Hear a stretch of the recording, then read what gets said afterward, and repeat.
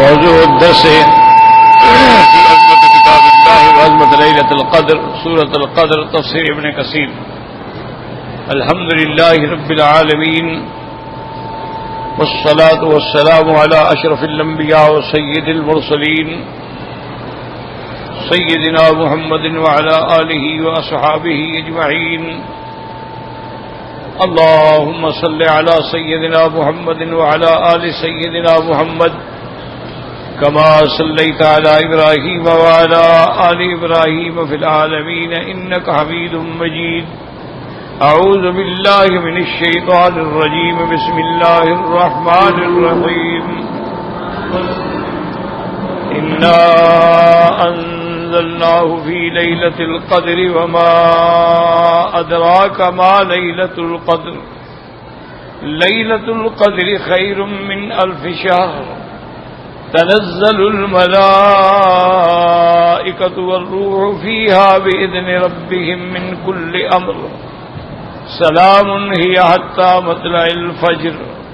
قال المؤلف والمفسر رحمه الله تعالى: أدام النفع بعلومه وعلومكم في الدارين آمين. إلى أن قال: فصل. اختلف العلماء هل كانت ليلة القدر في الأمم السالفة أو هي من خصائص هذه الأمة على قولين. قال أبو مصعب أحمد بن أبي بكر الزهري قال حدثنا مالك أنه بلغه أن رسول الله صلى الله عليه وسلم أرى أعمال الناس قبله وما شاء الله من ذلك فكأنه تقاصر أعمال أمته لا يبلغوا من الأمل الذي بلغ غيرهم في طول العمر. فأعطاه الله ليلة القدر خير من 1000 شهر. وقد أسند من وجه آخر وهذا الذي قاله مالك يقتضي تخصيص هذه الأمة بليلة القدر. وقد نقله صاحب العدة أحد أئمة الشافعية عن جمهور العلماء فالله أعلم. وحكى الخطابي عليه الإجماع ونقله الرازي جازما به عن المذهب. والذي دل عليه الحديث إنها كانت في الأمم الماضيين كما هي في أمتنا. اب مفسر رحمت اللہ علیہ فرماتے ہیں کہ اس بات میں 2 قول ہیں کہ لیلۃ القدر جو ہے وہ صرف حضور کی امت کا خاصہ ہے یا آپ سے پہلے جو امتیں گزری ہیں ان میں بھی لیلۃ القدر ہوتی تھی یا نہیں ہوتی تھی. اب مفسر رحمت اللہ علیہ فرماتے ہیں کہ حضور پاک صلی اللہ علیہ وسلم نے جب یہ دیکھا کہ میری امت سے پہلے جو امتیں ہیں ان کی اعمال ان کی عمریں جو ہیں بہت طویل ہیں اور میری امت کی عمر جو ہے وہ بہت تھوڑی ہے، تو آپ نے اندازہ فرمایا کہ پھر میری امت تو ان کے عمل کو نہیں پہنچ سکتی کہ جس نے 1000 سال عبادت کی ہو اور ایک نے 60 سال عبادت کی ہو. اللہ تبارک و تعالی نے آپ کو لیلۃ القدر عطا فرمائی خیر من 1000 شہر کے اس رات کی عبادت جو ہے وہ 1000 مہینے سے بہتر ہے. وقد اسند من وجہ آخر، اور یہی بات ہے جو امام مالک بھی فرماتے ہیں کہ یہ عبادت تقاضا کرتی ہے اس بات کا کہ لیلۃ القدر جو ہے وہ حضور کی امت کا خاصہ ہے. اور اسی کو صاحب العدہ نے جو ائمہ شافعیہ میں سے بہت بڑے امام ہیں انہوں نے بھی جمہور علماء سے یہی قول نقل فرمایا ہے کہ لیلۃ القدر جو ہے یہ امت محمد مصطفیٰ صلی اللہ علیہ وسلم کی خصوصیت ہے. خطابی نے اس میں اجماع نقل کیا ہے اور رازی نے بھی بڑے یقین سے اسی کو صحیح راستہ قرار دیا ہے. لیکن مفسر رحمت اللہ علیہ فرماتے ہیں کہ بعض احادیث سے یہ بھی ثابت ہوتا ہے، اندازہ ہوتا ہے کہ یہ لیلۃ القدر کی رات جو ہے ہر امت میں ہر زمانے میں تھی.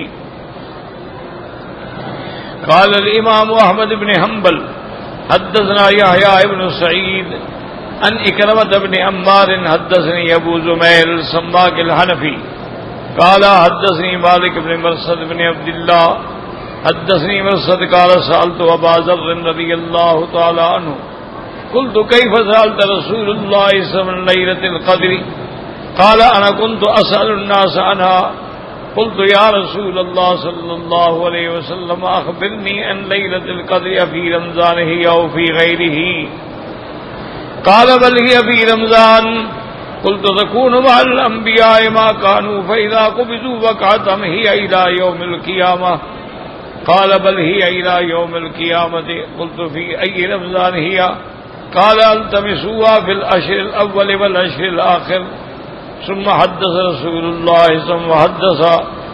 ثم اهتبلت غفلته قلت بأي في العشرين هي قال ابتغوها في الاشهر الاواخر لا تسألنی عن شیء بعدها. اب مفسر رحمۃ اللہ علیہ فرماتے ہیں کہ حضرت مرثد کہتی ہیں کہ میں نے حضرت ابو ذر سے پوچھا رضی اللہ تعالیٰ عنہ سے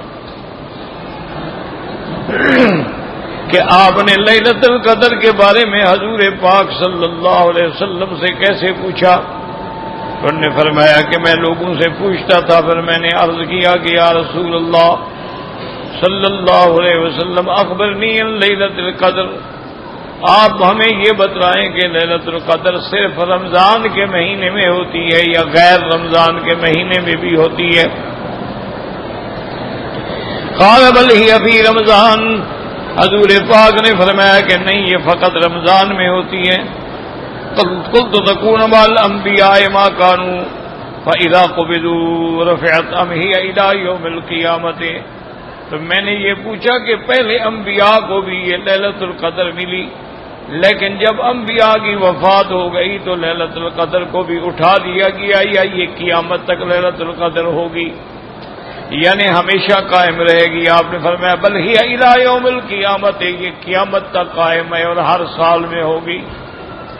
قلت فی ای رمضان، یا میں نے کہا حضور رمضان المبارک کے کس حصے میں ہوگی؟ تو آپ نے فرمایا کہ پہلے 10 دنوں میں بھی اور آخری 10 دنوں میں بھی تلاش کرو. اس کے بعد حضور صلی اللہ علیہ وسلم نے حدیث بیان فرمائی ثم احتبلت غفلتہ، اس کے بعد پھر حضور خاموش ہوئے. قلت فی ای العشرین ہی، میں نے عرض کیا حضور کے کون سے 10 دن مراد ہیں؟ پہلا دہاکہ، دوسرا، تیسرا؟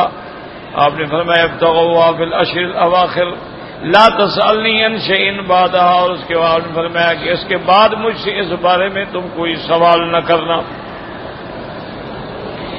ثم حدث رسول اللہ صلی اللہ علیہ وسلم ثم ابتحلت غفلته فقلت یا رسول اللہ اقسمت علیک بحقی علیک لما اخبرتنی فی ای الاشہر ہی، فغضب علی غضبا لم یغضب مثلہ منذ صحبته وقال التمسوها في السبع الاواخر لا تسألنی عن شیء بعدها. اس فرماتی ہیں کہ کچھ وقت گزرا تو پھر میں نے دوبارہ سوال کیا. میں نے کہا حضور میں آپ کو قسم دیتا ہوں میری جو خدمت گار غلامی کا آپ پر حق ہے، آپ مجھے بتائیں کہ کس 10 میں ہوگی، پہلے حصے میں، درمیانی میں یا آخر میں؟ فرماتے ہیں بغضب علی غضبا، حضور پاک مجھ پہ سخت ناراض ہو گئے، ایسے ناراض کبھی نہیں ہوئے تھے جب سے میں صاحب ایمان لایا. اور پھر میں التمسوها فی السبع الاواخر کے آخری 7 دنوں میں تلاش کرو. اور پھر میں لا تسألنی عن شیء بعدها، اس کے بعد پھر نہ پوچھنا اس بارے میں. ورواہ النسائی عن الفلاس یحییٰ ابن سعید القطان به وفیہ دلالۃ علی ما ذکرناه وفیہ انها تکون باقیۃ الی یوم القیامۃ فی کل سنۃ بعد النبی صلی اللہ علیہ وسلم لا كما زعمه بعض الطوائف الشیعۃ من رفع بالکلیۃ الى ما فهموه من الحدیث الذي سنورده بعد من قوله علیہ السلام فرفعت وعسى ان يكون خير لكم لأن المراد رفع وقتها عينا وفيه دلالة أن ليلة القدر يختص وقوعها بالشهر رمضان من بين سائر الشهور لا كما روى ابن مسعود تابعه من علماء أهل الكوفة من أنها توجد في جميع السنة وترتجى في جميع الشهور على الصلاة. اب مفسر رحمۃ اللہ علیہ فرماتے ہیں کہ ان روایات میں اور ان احادیث میں یہ بات ثابت ہوتی ہے کہ لیلۃ القدر جو ہے وہ قیامت تک باقی ہے.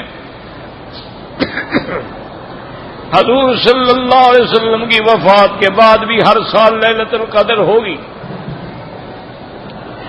ایسا ہرگز نہیں ہے جیسے کہ بعض شیعہ کی جماعتوں نے کہا ہے کہ نہیں بس لیلۃ القدر حضور کے زمانے میں تھی، اس کے بعد اٹھا دی گئی. علامہ فہموا من الحدیث الذی سنورده بعد من قوله علیہ السلام، ایک حدیث مبارک میں آیا فرفعت وعسى ان يكون خیر لکم، پس وہ اٹھا دی گئی شاید اسی میں تمہارے لیے بہتری ہو. تو اس حدیث کو سامنے رکھ کر شیعہ نے یہ عقیدہ بنا لیا ہے کہ لیلۃ القدر صرف حضور کے زمانے میں تھی، بعد میں نہیں. وہ کہتے ہیں کہ جب حضور نے فرما دیا کہ بھئی رفعت اٹھا لی گئی بس، تو لہذا اب تو نہیں ہوگی. حالانکہ یاد رکھیں کہ یہ بات غلط ہے.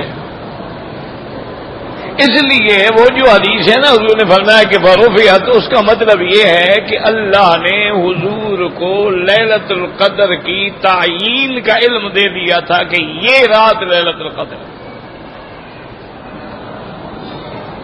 حضور پاک فرماتے ہیں کہ میں نے ارادہ کیا کہ میں اپنے صحابہ کو بھی بتلا دوں کہ اللہ نے خبر دے دی ہے کہ یہ رات لیلۃ القدر.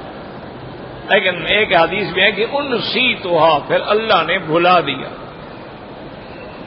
اور ایک حدیث میں ہے کہ ورفعت، پھر میرے دماغ سے وہ بات ہی اٹھ گئی، میں وہ بتلا نہ سکا کہ کب ہے، کیونکہ اللہ کی حکمت اسی میں تھی کہ اس کی تعیین نہ ہو. یہ مانا نہیں کہ لیلۃ القدر ہی ختم ہو گئی، لیلۃ القدر تو ہر سال ہو. اور یہ بھی بات یاد رکھیں کہ ایسی جتنی بھی احادیث ہیں اللہ نے اس نعمت کو ہمیشہ چھپا دیا. مثلا صحیح حدیث ہے کہ جمعہ کے دن اللہ نے ایک گھڑی ایسی رکھی ہے کہ اگر بندہ اس گھڑی میں دعا مانگے گا تو وہ قبول ہوگی. لیکن یاد رکھو دعا وہ ہو جو شریعت کے خلاف نہ ہو، دعا وہ ہو جو کسی دوسرے مسلمان کو نقصان دینے والی نہ ہو. اب آپ نے فرمایا کہ وہ گھڑی جمعہ کے دن میں ہے. اب کب ہے؟ اس پر کئی آثار ہیں. بعض علماء نے تو یہ لکھا ہے کہ جب جمعہ کے دن امام آ کے ممبر پہ بیٹھتا ہے اور السلام علیکم کہتا ہے اور اذان دوسری ہوتی ہے، اس وقت میں وہ گھڑی ہے. اور بعض ائمہ فرماتے ہیں کہ نہیں، امام جب خطبہ دیتا ہے اور دو خطبوں کے درمیان میں بیٹھ کے پھر دوسرے خطبے کے لیے اٹھتے ہیں، اس درمیان میں وہ گھڑی ہے.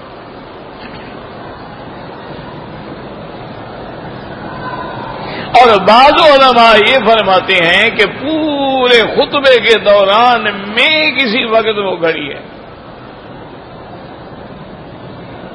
لیکن راجح اقوال جو ہیں وہ یہ ہیں کہ عصر کی نماز سے لے کر مغرب تک کا جو وقت ہے اس کے اندر وہ گھڑی ہے. ساعۃ مستجابہ کے جو مانگو گے ملے گا، یہ راجح قول ہے. اب اللہ نے چھپا دیا کہ وہ گھڑی ہے کب، تاکہ ہم سارا دن محنت کریں. بغیر محنت کے کوئی چیز ملے گی تو اس کی قدر بھی نہیں ہوتی. اللہ نے اس کو چھپا دیا. تو اس لیے بعض اہل اللہ جو تھے، اولیاء اللہ جو تھے، وہ تو یہ کرتے تھے کہ صبح کی نماز کے لیے جب آتے نا مسجد میں جماعت کے لیے، اس کے بعد وہ مسجد سے نکلتے ہی نہیں تھے. سارا دن مسجد میں بیٹھتے، تلاوت قرآن کرتے، نماز پڑھتے، نفل پڑھتے، ظہر پڑھتے، عصر پڑھتے، مغرب تک. اور اسی دن میں تو کسی وقت وہ گھڑی ہے نا. اور بعض اولیاء اللہ کا یہ عمل تھا کہ وہ عصر کی نماز میں جب آتے تھے تو عصر کی نماز کے فوراً بعد بس دعا میں مشغول ہو جاتے اور مغرب تک دعا کرتے ہیں. تو اسی کے اندر کوئی گھڑی ہے. اب جب دعا کا تعلق ہے نا، یاد رکھو، ایک تو یہ ہوتا ہے کہ آپ پہلے سے آپ کو کوئی مشکل ہے، کوئی پریشانی ہے، کوئی مسئلہ حل نہیں ہو رہا ہے، وہ نیت کر کے آپ اثر سے بیٹھ جائیں اور اسی نیت کے مطابق چاہے آپ قرآن پڑھتے رہیں اور ذکر کرتے رہیں، لیکن اصل مقصد آپ کا وہ مشکل کا حل ہو، اور ساتھ اس کے لیے بھی دعا کرتے رہیں کہ اللہ میری وہ مشکل حل فرما دے، حل فرما دے، حل فرما دے۔ اور بعض علماء فرماتے ہیں کہ اگر تمہیں یعنی کوئی ایسی مشکل معین نہیں ہے تو تم قرآن ہی پڑھتے رہو، ذکر ہی کرتے رہو، تیری مشکل خود بخود اللہ حل فرما دے، زبان سے بھی کہنے کی ضرورت نہیں۔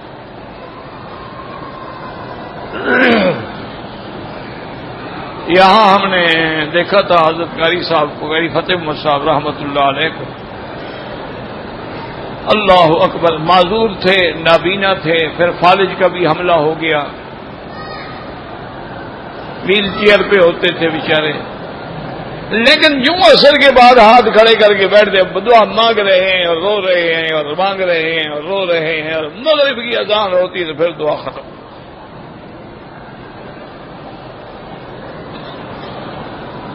اسی طرح حضرت شیخ الحدیث رحمۃ اللہ علیہ، حضرت شیخ زکریا، ان کی بھی عادت مبارک یہی تھی کہ وہ عصر کی نماز ہمیشہ مدینہ منورہ میں سرکار دو عالم کے قدمین الشریفین میں، ایک تو آپ کا آواز مباجہ مبارک ہے نا، اور باب جبریل کی طرف آپ کے قدمین ہیں، آپ کے قدم مبارک، اسی جانب میں وہ آگے بیٹھ جاتے، بس یوں عصر کے بعد وہ شروع ہوتے او مغرب تک دعا میں اور ذکر۔ تو اس لیے اصل مقصد میرے کہنے کا یہ تھا، لیکن اللہ نے اس نعمت کو چھپا لیا ہے کہ تم محنت کرو۔ اسی طرح اللہ کے اسماء حسنہ میں ایک اسم اعظم ہے، اس کو کہتے ہیں اسم اعظم۔ وہ اسم اعظم کیا ہے؟ الذی اذا دعی بہ اجاب، اگر اس کے ساتھ دعا مانگو فوراً قبول ہوتی۔ لیکن بھئی وہ اسم اعظم کیا ہے یہ کسی کو پتہ نہیں۔ بعض بزرگوں نے فرمایا کہ اسم ذات جو ہے اللہ، یہی اسم اعظم، اور بعض علماء نے جمع کیا کہ یا اللہ ہو، یا رحمان ہو، یا رحیم ہو، یا حی یا قیوم، یا ذا الجلال والاکرام، الہنا الہ کل شیء لا الہ الا انت، انہوں نے کہا اس کے اندر اسم اعظم۔ اور بعض روایات مبارک میں ہے کہ آیت الکرسی جو ہے اللہ لا الہ الا هو الحی القیوم، اسم اعظم۔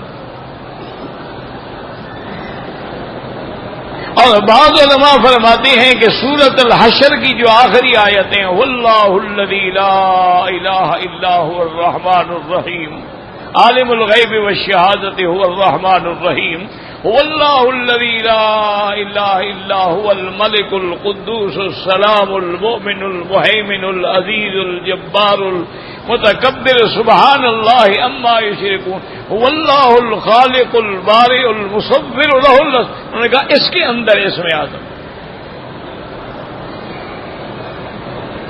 لیکن تعیین کوئی نہیں۔ اسی لیے علماء فرماتے ہیں کہ سلیمان علیہ السلام کے زمانے میں آپ کے جس صحابی نے وہ ملکہ بلقیس کا تخت منگوا لیا تھا یمن سے شام پلک جھپکنے میں، وجہ کیا تھی؟ قال الذی عنده علم من الکتاب، اللہ نے اس کو یہ علم دیا تھا اسم اعظم۔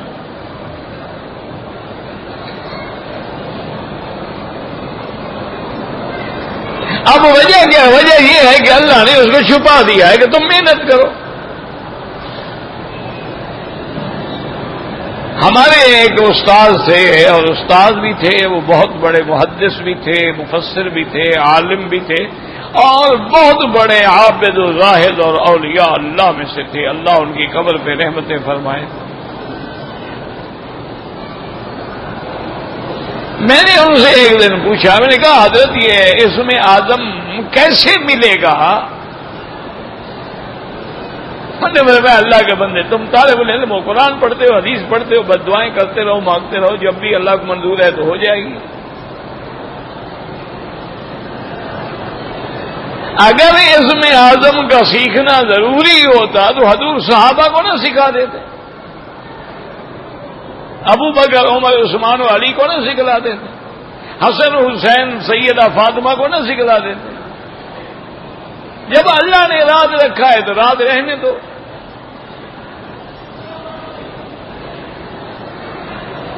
انہوں نے تو کچھ ہی نہیں بتلایا، میں نے بڑی کوشش کی، میرے ساتھ بہت محبت کرتے تھے،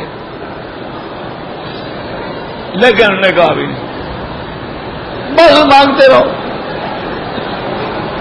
ہمارے ایک اور استاذ تھے، وہ ماشاء اللہ یعنی تمام علوم میں اللہ نے ان کو بڑا مقام دیا تھا، لیکن علوم معقولیات میں اور منطق میں اور فلسفہ میں وہ بڑے ماہر تھے۔ ان کو میں نے تنگ کیا، طالب تھے نا، پڑھتے تھے، شوق ہوتا تھا۔ انہوں نے کہا بھئی مکی صاحب آسان حل یہ ہے کہ اللہ کے 99 اسما ہیں، یہ تو تمہارا ایمان ہے نا کہ اس 99 میں اسم اعظم ہے۔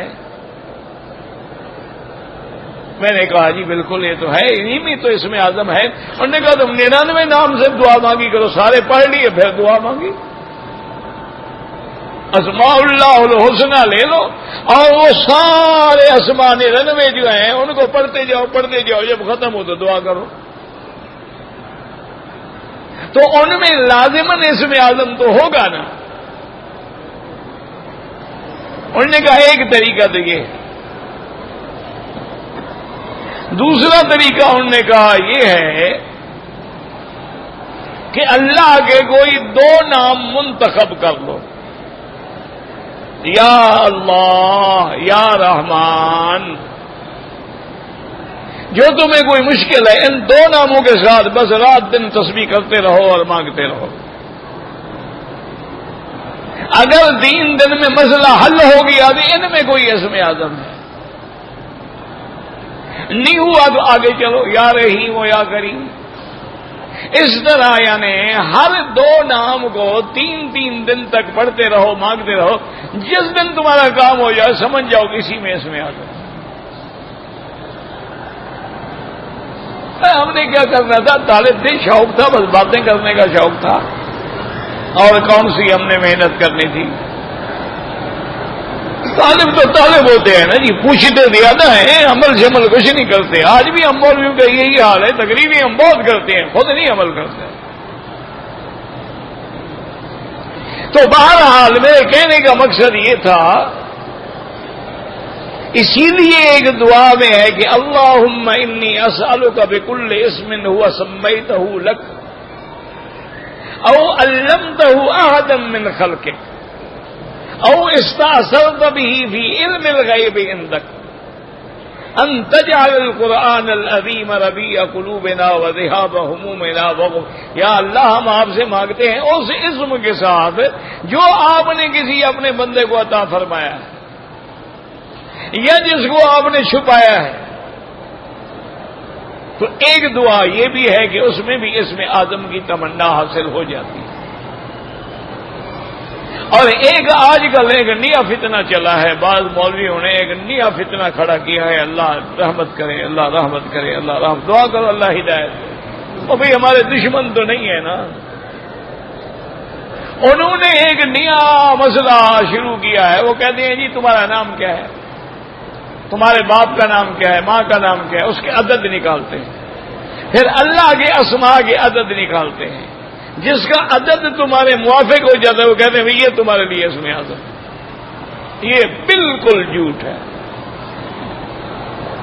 اس طرح اسم اعظم جو ہے وہ حاصل نہیں ہوتا، اور یہ اعداد کا سہارا لینا جو ہے یہ بھی بالکل غلط ہے۔ یہ انہی کی مصیبت ہے کہ آج آدمی بسم اللہ الرحمن الرحیم نہیں لکھتا، 786 لکھ دیتا، محمد صلی اللہ علیہ وسلم نہیں لکھتا، 99 لکھ دیتا ہے۔ تو یہ چیزیں جو ہے یہ شریعت کے بھی خلاف ہیں، قرآن کے بھی خلاف ہیں، حدیث کے بھی خلاف ہیں۔ باقی رہا لیلۃ القدر، بالکل لیلۃ القدر برحق ہے۔ اچھا، بعض بزرگوں کے ہاں یہ بھی ایک انتظام تھا، بعض اللہ والوں کے ہاں، کہ وہ اپنے مریدین کو، اپنے محبت کرنے والوں سے کہتے کہ بھائی اگر تمہیں لیلۃ القدر کی تلاش ہے تو رمضان کا مہینہ فقیر کے پاس گزارو۔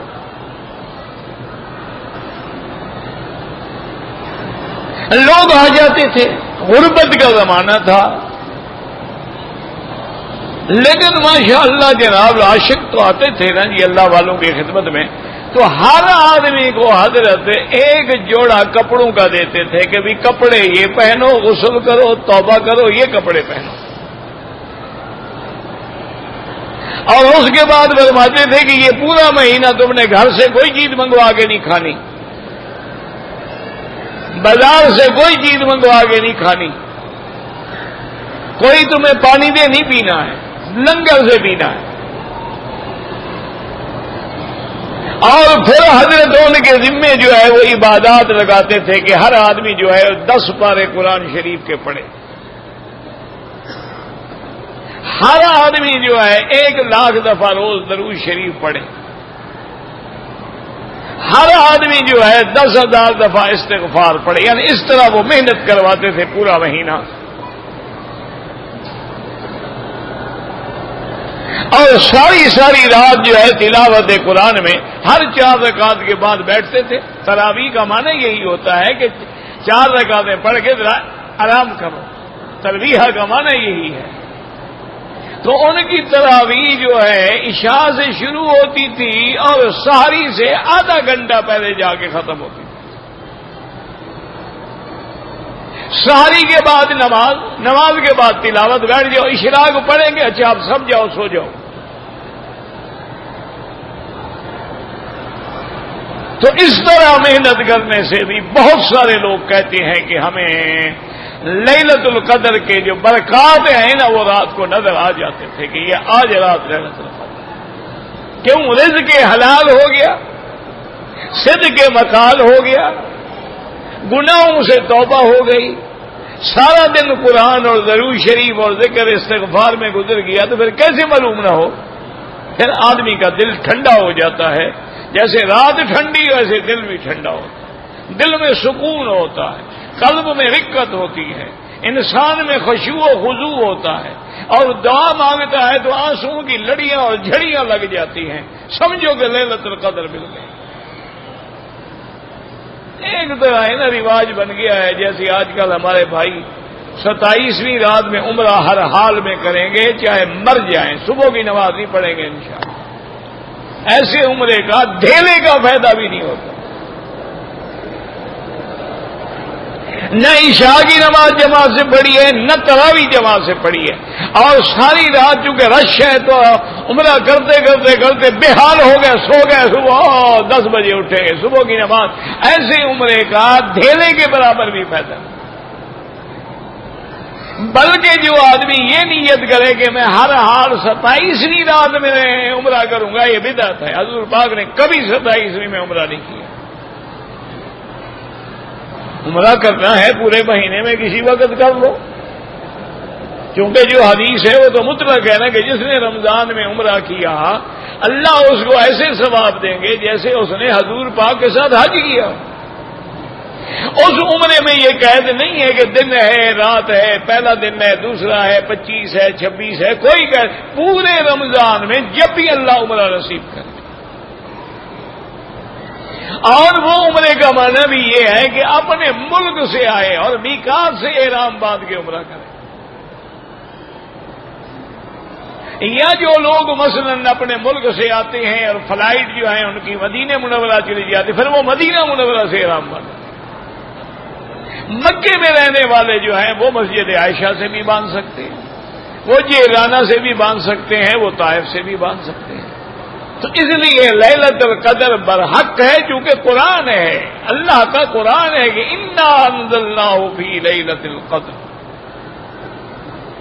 اور اللہ نے اس کی جو عظمتیں لکھی ہیں وہ بھی قرآن میں ہے کہ لیلۃ القدر خیر من الف شہر. اس میں کسی کافر کو شک ہو سکتا ہے، مومن کو تو شک نہیں ہو سکتا کہ اس ایک رات کی عبادت جو ہے 1000 مہینے کی عبادت سے بہتر ہے. خیر من الف شہر. اور اس کی صفات میں لکھا ہے تنزل الملائکہ، اللہ کے فرشتے اترتے ہیں، والروح اور جبریل بھی اترتا. اور ساتھ یہ بھی بتلا دیا کہ وہ اللہ سے اذن لے کے اترتے ہیں، اجازت لے کے اترتے ہیں. بِإِذْنِ رَبِّهِمْ. اس لیے علماء نے دلیل پکڑی ہے کہ فرشتے انتظار میں ہوتے ہیں کہ رمضان آئے تو ہم اذن مانگ کے نیچے جائیں. اللہ ان کو اذن دیتے ہیں تو وہ نیچے آتے ہیں. اور تیسری صفت یہ فرمائی کہ وہ رات جو ہے سلامتی ہی سلامتی ہے. سلام ہی حتی مطلع الفجر. تو لیلۃ القدر کی اتنی بڑی عظمت ہے، اتنی بڑی شان ہے. اور عقیدہ کیا ہے؟ قیامت تک لیلۃ القدر ہے. ہر سال ہوگی. کب ہوگی؟ لا یعلمها الا اللہ. اللہ کے سوا کوئی نہیں جانتا.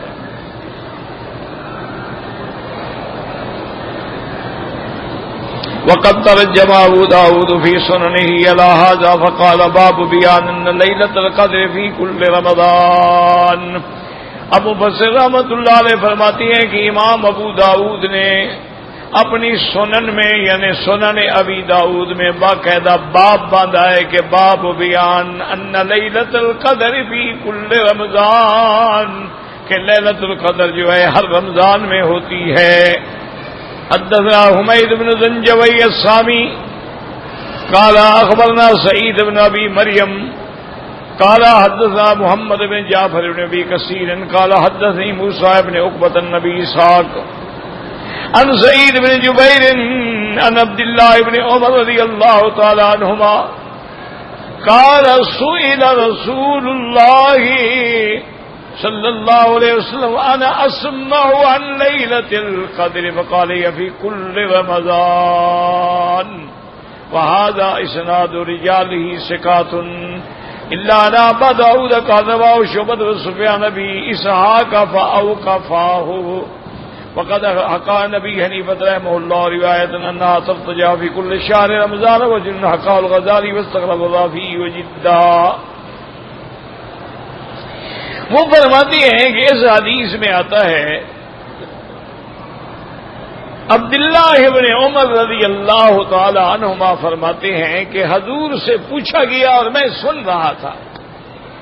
یعنی پوچھا کسی اور نے، میں سن رہا تھا لیلۃ القدر کے بارے میں. تو حضور پاک نے فرمایا ہے فی کل رمضان، لیلۃ القدر ہر رمضان میں. یعنی یہ نہیں ہے کہ حضور کے زمانے میں تھی اور بعد میں نہیں ہے، نہیں، ہر رمضان میں ہوتی ہے. اور اس سند کے رجال جو ہیں وہ سارے کے سارے ثقہ ہیں. لیکن ابو داؤد نے شعبہ اور سفیان ابی اسحاق سے بھی موقوف روایت نقل فرمائی ہے. اسی طرح ابی حنیفہ رحمۃ اللہ علیہ سے بھی روایت ہے کہ امید ہے کہ یہ ہر رمضان کے مہینے میں لیلۃ القدر ہوتی ہے. ثم قد قیل انها تكون في اول ليلة من شهر رمضان يحكى هذا عن ابي رزين وقیل انها تكون ليلة 17. اب مفسر رحمۃ اللہ علیہ یہ بات بیان کر رہے ہیں کہ بعض روایات میں یہ ملتا ہے کہ رمضان کی جو پہلی رات ہے وہی لیلۃ القدر ہوتی ہے، اور بعض نے فرمایا کہ 17ویں کی رات جو ہے وہ لیلۃ القدر ہوتی ہے. فی ابو داؤد حدثنا مرفوعا حدیثا مرفوعا ابن مسعود رواه موقوفا علیہ وعلى زید بن ارقم وسعد بن العاص وقول محمد بن ادریس الشافعی رحمۃ اللہ علیہ کی حسن بصری وجهه بأن ليلة بدر وكانت ليلة الجمعة هي 17 من شهر رمضان وفي سبيتها كان وقت بدر واليوم الذي قال الله تعالى في يوم الفرقان فقيل ليلة 19.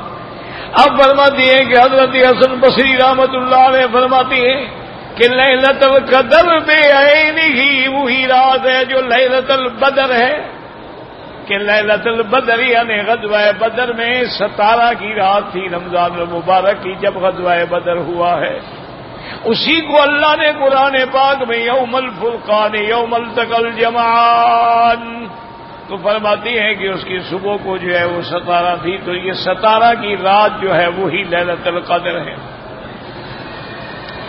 اور بعض علماء فرماتے ہیں 19 کی رات جو ہے، یا قال علی بن مسعود ایضا رضی اللہ تعالیٰ عنہ وقی یہ حضرت علی حضرت ابن مسعود رضی اللہ تعالیٰ عنہ فرماتی ہیں کہ 19 کی رات ہے۔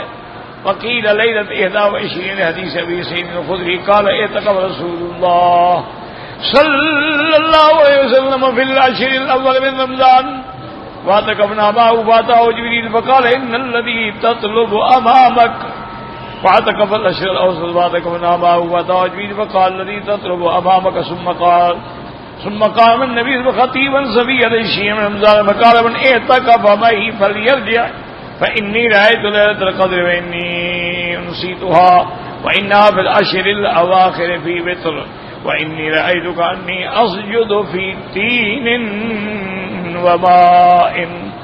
اس حدیث میں یہ ہے کہ ابی سعید خدری رضی اللہ تعالی عنہ فرماتے ہیں کہ حضور پاک نے رمضان کے پہلے عشرے میں اعتکاف، یاد رکھو اعتکاف سارا مہینہ بھی آپ بیٹھ سکتے ہیں، پہلے 10 دن بیٹھیں، دوسرے 10 دن بیٹھیں، آخری 10 دن بیٹھیں، سارا مہینہ بیٹھیں۔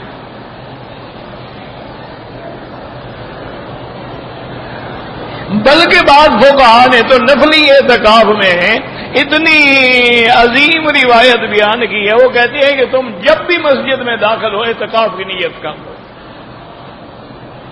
کہ یا اللہ جتنی دیر میں مسجد میں رہوں گا میرا اعتکاف ہے، تو یہ ثواب بھی آپ کو ساتھ میں ملتا ہے۔ اب آپ آتے ہیں مغرب کو آتے ہیں، عشاء پڑھ کے نکلتے ہیں، تو جب مسجد میں داخل ہو اسی وقت اعتکاف کی نیت بھی ساتھ میں کرتے ہیں۔ تو حضور پاک نے پہلے 10 دن جو تھے اعتکاف کیا۔ جبریل علیہ السلام حاضر ہوئے، انہوں نے کہا حضور آپ جو چیز تلاش کر رہے ہیں نا وہ ابھی نہیں ہے، آگے ہے۔ حضور نے پھر اگلے 10 دن جو تھے وہ بھی اعتکاف کیا۔ صحابہ کہتے ہیں ہم نے بھی اعتکاف کر لیا۔ تو جبریل علیہ السلام آئے، اس کے بعد فرماتے ہیں حدیث مبارک میں کہ 20 رمضان کی صبح کو حضور نے فرمایا کہ بھائی جنہوں نے میرے ساتھ اس نیت سے اعتکاف کیا تھا نا کہ لیلۃ القدر مل جائے وہ جائیں، بس وہ گزر گیا مسئلہ، اب تلاش کرنے کی ضرورت نہیں ہے، اللہ نے مجھے علم دیا تھا لیکن میں بھول گیا۔ اتنا یاد رکھو کہ وہ آخری 10 دنوں میں ہے، اور اس میں بھی جو اوتار ہیں یعنی 21 ہے، 23 ہے، 25 ہے، 27 ہے، 29 ہے، اس میں زیادہ امکان ہے۔ اور آپ نے فرمایا وَإِنِّي رَأَيْتُ كَأَنِّي أَسْجُدُ فِي طِينٍ وَمَاءٍ، میں نے اس دن یہ بھی دیکھا کہ صبح کی جب میں نے نماز پڑھی تو بارش ہو چکی تھی اور پانی اور مٹی کا اثر موجود تھا، تو صحابہ نے اسی سے اندازہ لگایا کہ 21 کی رات ہے۔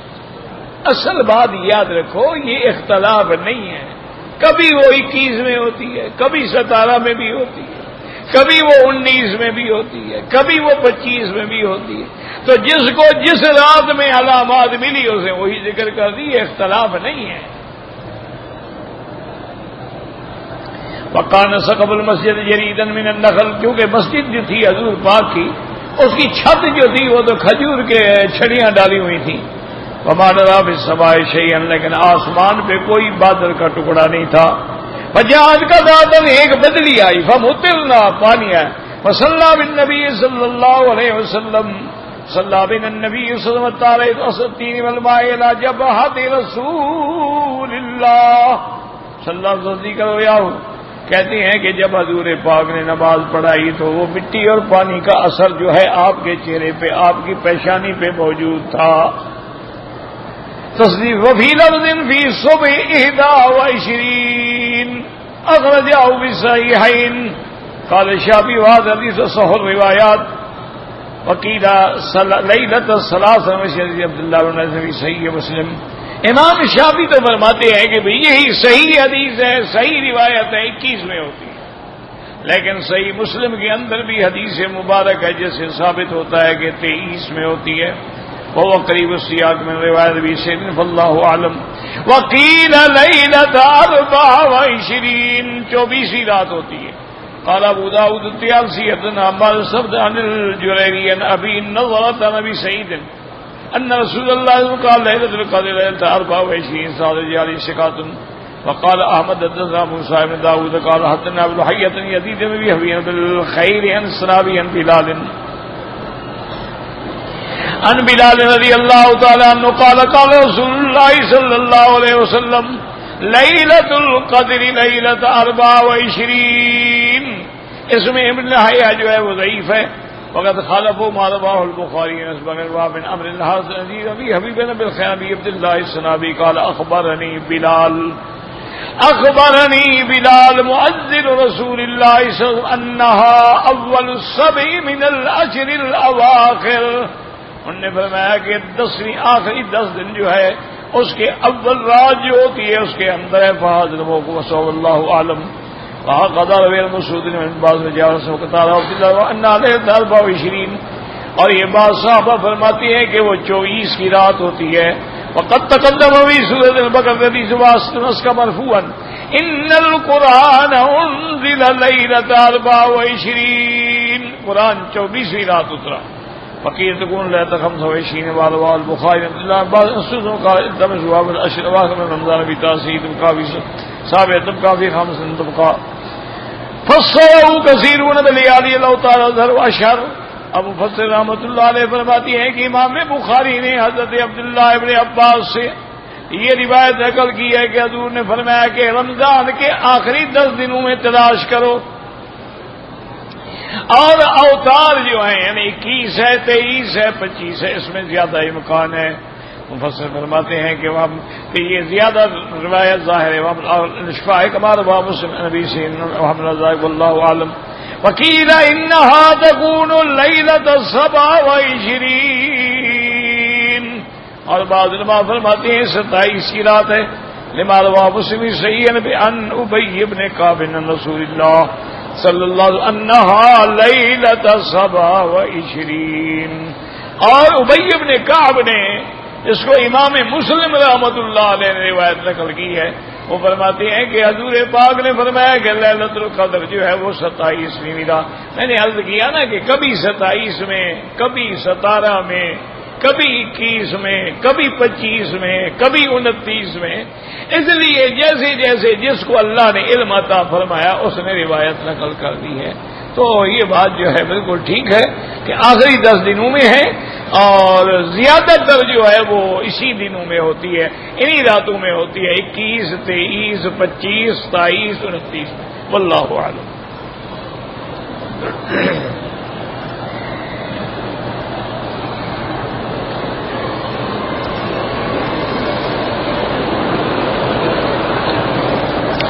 کہتے ہیں جی کہ جب ہم نماز پڑھتے ہیں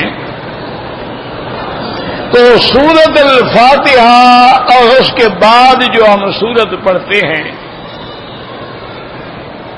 تو فاتحہ سے پہلے بھی اور اگلی سورت سے پہلے بھی اعوذ باللہ من الشیطان الرجیم بسم اللہ الرحمن الرحیم پڑھنا ہے. نہیں پڑھنا, بس پہلی دفعہ جو پڑھا ہے وہ کافی. آگے صرف بسم اللہ الرحمن الرحیم.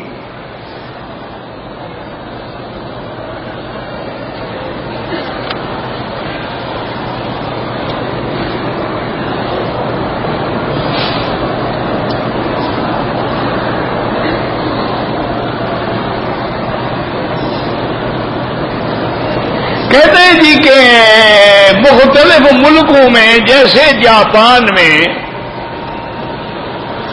جتنے حمامات ہوتے ہیں وہاں پانی نہیں ہوتا ہے, وہاں ٹوائلٹ پیپر ہوتا ہے یعنی کاغذ ہوتا ہے. کاغذ سے ہی استنجا کرتے ہیں اور کاغذ سے ہی وہ اپنے برات کو صاف کرتے ہیں. تو کہتے ہیں کہ کیا اس سے استنجا ہو جاتا ہے؟ ہو جاتا ہے. دینے سے ہو جاتا ہے تو کاغذ سے بھی ہو جاتا ہے. پانی سے استنجا کرنا جو ہے وہ تو بہت افضل ہے, یعنی زیادہ پاکیزگی ہے. اس لیے کہ اللہ تبارک و تعالی نے مدینے منورہ کے لوگوں کی تعریف فرمائی کہ مدینے کے لوگ ایسے ہیں جو پاکیزگی کو پسند کرتے ہیں. تو انہوں نے عرض کیا کہ یا رسول اللہ صلی اللہ علیہ وسلم ہم استنجے میں پہلے ڈیلے بھی استعمال کرتے ہیں لیکن بعد میں پانی بھی استعمال کرتے ہیں، اس لیے اللہ نے تعریف فرمائی. تو لہذا یاد رکھیں کہ اگر پانی نہ ملے تو ٹوائلٹ پیپر سے بھی استنجا ہو سکتا ہے، لیکن یہ ہر ممکن کوشش کریں کہ مکمل صفائی ہو جائے، یعنی کوئی شبہ باقی نہ رہے. اصل مقصد صفائی ہے اس نجاست کا. لیکن اگر پانی ہو تو سبحان اللہ. تو بہرحال یہ جہاں تک جائز ہونے کا مسئلہ ہے وہ ہو جاتا ہے.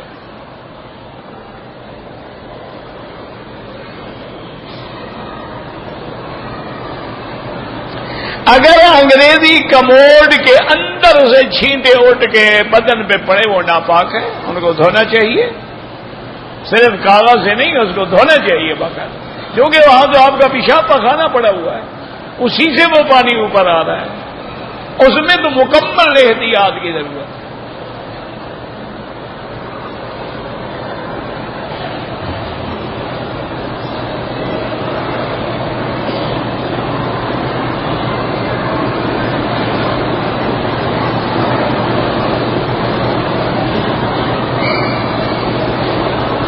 کہتے ہیں جی مجھے کچھ دوستوں نے کہا ہے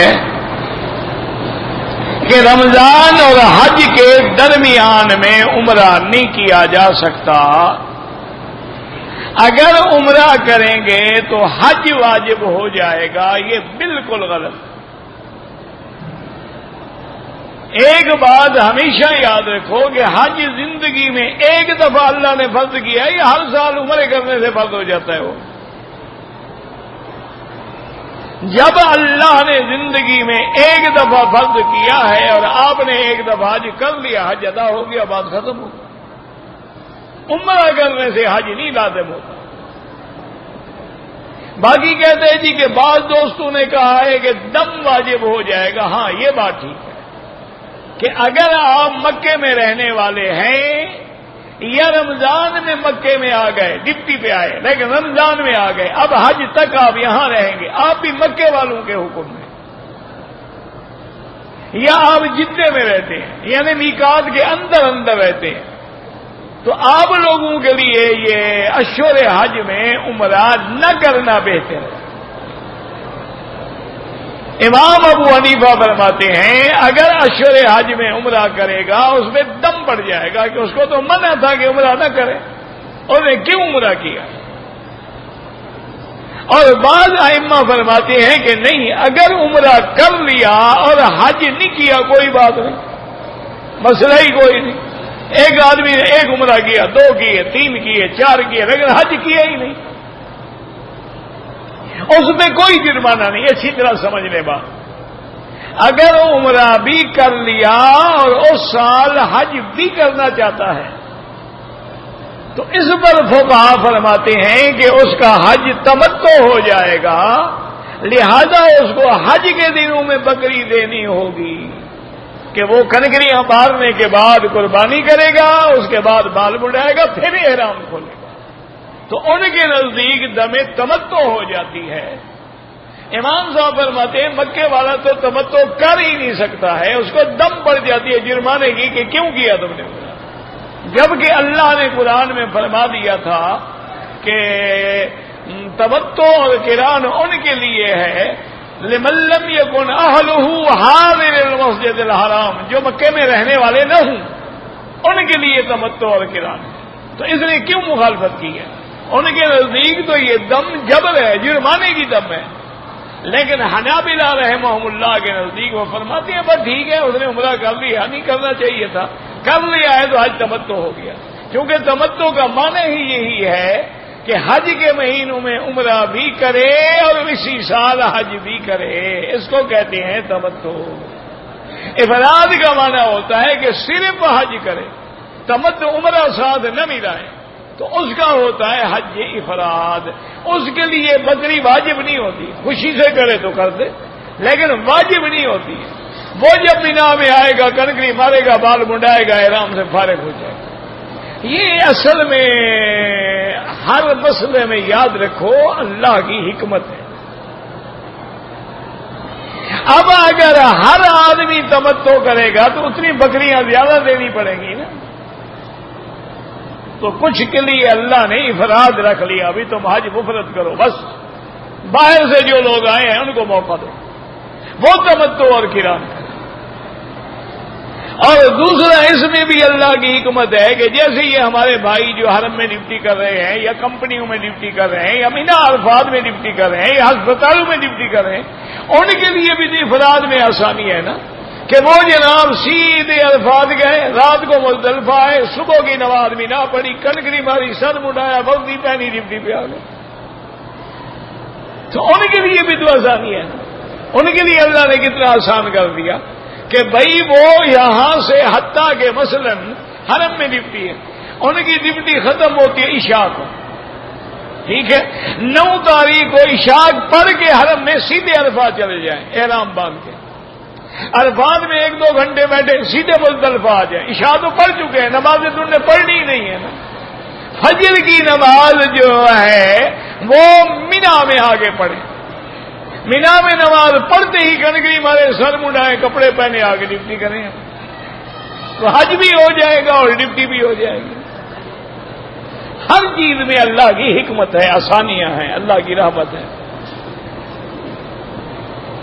مکے میں رہنے والوں کے لیے حج افراد ہوتا، مکے والے ہوں یا جدے والے، یعنی جو بھی میقات کے اندر ہے، یوں یاد رکھو، مثلا میقات کہاں ہے طائف، میقات کہاں ہے یلملم، میقات کہاں ہے رابو کے قریب جوحفہ، میقات کہاں ہے مدینہ منورہ کے قریب ذل حلیفہ۔ اب اس کے اندر جو ہے یہ داخل المیقات ہے، باہر سے جو ہوں گے وہ خارج المیقات۔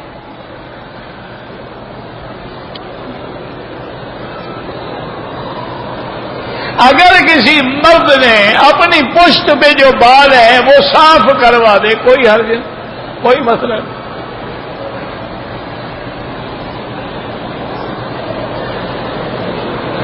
کہتے جی کہ عورت نے جنابت کے بعد یعنی میاں بیوی ملے ہیں تو عورت کو ہر جنابت کے غسل میں سر دھونا پڑے گا، ہاں جناب دھونا پڑے گا، ایک قطرہ بھی بدن کا پانی نہ پہنچے تو غسل نہیں ہوگا۔ تم سارے سر کا مسئلہ پوچھ رہے ہو۔ حضرت علی رضی اللہ تعالی عنہ ہمیشہ اس طرح پھرواتے تھے، ساتھیوں نے پوچھا کہ حضرت آپ یہ اس طرح کیوں پھرواتے ہیں، کیا بات ہے، آپ کو بال پسند نہیں ہے؟ آپ نے فرمایا کہ اللہ کے بندے میرے بال بڑے خوبصورت ہیں، لیکن میں نے حدیث سنی حضور کی کہ تحت کل شعرۃ جنابۃ، ہر بال کے نیچے جنابت ہوتی ہے۔ میں ڈر گیا ایسا نہ ہو پانی نہ پہنچے میرا غسل ہی نہ ہو۔ تو عورت کو بھی ہر غسل جنابت میں سر دھونا پڑے گا، سر نہیں دھوئے گی غسل نہیں ہوگا، نہ نماز ہوگی نہ عبادت ہوگی، اس کے بغیر تو غسل ہو ہی نہیں سکتا ہے۔ اللہم صلی علی سیدنا محمد وعلى آل سيدنا محمد وبارك وسلم۔ یا اللہ یا اللہ یا رحمان یا رحیم یا حی یا قیوم یا ذی الجلال والاکرام، یا الہنا الہ کل شیء الہا واحدا لا الہ الا انت، اللهم انت الميسر لكل يسير وانت على كل شيء قدير، اللهم يسر امورنا وامور اولادنا وبناتنا وامور الاسلام المسلمين برحمتك يا ارحم الراحمين، اللهم فرج هم المهمومين، نفس كرب المكروبين، وقض الدين عن المدينين۔ الحمد لله يهدينا ويهديكم الله، واشفنا واشف مرضانا ومرضى المسلمين۔ یا اللہ عالم اسلام کی عزت و غلبے کا فیصلہ فرما، یا اللہ کفار کی ذلت کا فیصلہ فرما۔ الحمدللہ یا الہ العالمین، مسلمان جس ملک میں ہیں ان سب کی جان مال آبرو عزت کی حفاظت فرما، یا اللہ اسلامی ملکوں سے عذاب رفع فرما، یا اللہ اس بلد الامین کو قیامت تک ہر فتنے سے محفوظ فرما۔ ربنا آتنا فی الدنیا حسنۃ وفی الآخرۃ حسنۃ وقنا عذاب النار۔ یا الہ العالمین ہمیں مانگنا بھی نہیں آتا، بغیر مانگے عطا فرما۔ یا اللہ اپنے خزانے غیب سے رزق کے دروازے کھول دے۔ یا اللہ ہمارے سارے قرض ادا فرما دے۔ یا اللہ ہمارے سارے مرض دور فرما دے۔ یا اللہ مسلمانوں کے بچوں کو ہدایت عطا فرما دے۔ یا اللہ ہر مسلمان کی بچی کا رشتہ آسان فرما دے۔ یا الہ العالمین یا ارحم الراحمین، جو تیرے دروازے پہ آئے ہیں نہیں آئے ہیں سب کی دعائیں منظور فرما، سب کی حاجات منظور فرما، سب کا عمرہ منظور فرما، سب کا روزہ منظور فرما، سب کا صیام و قیام منظور فرما۔ ربنا تقبل منا انك انت السميع العليم وتب علينا انك انت التواب الرحيم۔ اللهم انك عفو كريم عظيم تحب العفو فاعف عنا۔ اللهم انا نسألك العفو والعافية ودوام العافية وتمام العافية والشكر على العافية۔ صلی اللہ تعالی علی خیر خلقہ سیدنا محمد وعلی آلہ وصحبہ اجمعین۔ اللهم صل علی سیدنا محمد وعلی آل سیدنا محمد وبارک وسلم علیہ۔